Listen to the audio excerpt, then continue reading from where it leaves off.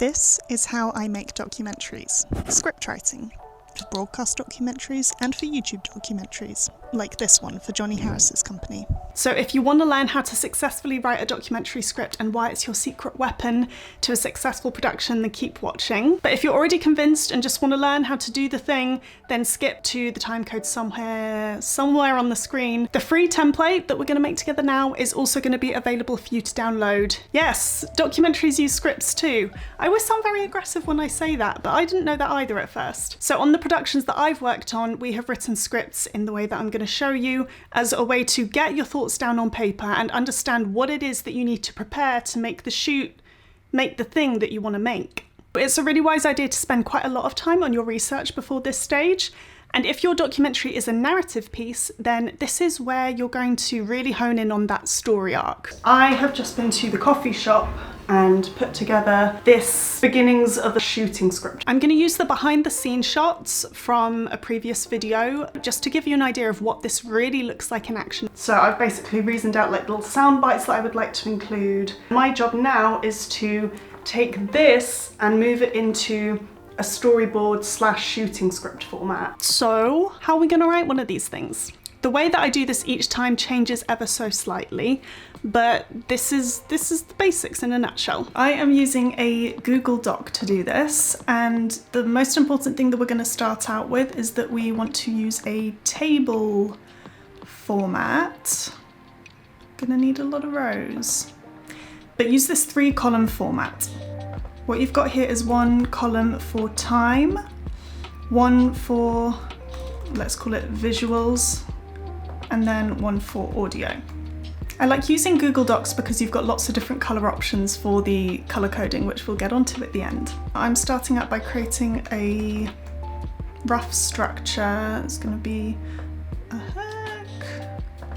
It's going to be an introduction. When you've set up your structure, just to let you know, this needs to be the main shape of the story that you're planning to tell. I think it's important to say here that there are so many ways that you could break down your story arc, the way that you approach your storytelling and your narrative. Think about any story that you've ever been told. The story starts by establishing the initial situation or problem and the main characters. Next, an inciting incident triggers a decision to be made or disrupts the status quo. This sets the story into motion, and the protagonist will normally set out to achieve some type of goal. The stakes are raising, they're getting higher until we reach a climax of the story. This is when the stakes feel like they're at their highest. Finally, the story is concluded with some type of resolution which solves the conflict for better or for worse. So now you know roughly which scenes are going to fit into your story structure. You want to start filling out these columns with the ideal version of what it is that you'd like your story to include. I'm going to use to fill out this template an actual client project that I did a few months ago. So I knew that I wanted B-roll in this section that was going to be sort of details of the protagonist's home. And then you want to add in samples of those visuals, and these can be from your mood board, these could be from your previous project. I normally start out with the audio column. That's a description of what I really want to include, and then over here I've put in the ideal sound bites. Don't try to get these word for word, but you should know from your research calls more or less what your contributor is going to want to talk about. It's okay if this changes, it should change, and you will have to adapt it before you go into your edit. Let me fill out a bit more of this so that you can see this start to take shape. If you're curious to know how I pick what to include in this document and when, I just went through a lot of the points that Anna picked up on. So she went through the transcripts and thought about the calls we'd had and has thought about the most important beats and story points that we need to. And now I'm turning that into a narrative. And how long are we going to spend on story A compared to story B? Which part of the story do we need to be revealed at what point? You know, we need to set the scene about this person knows somebody who died.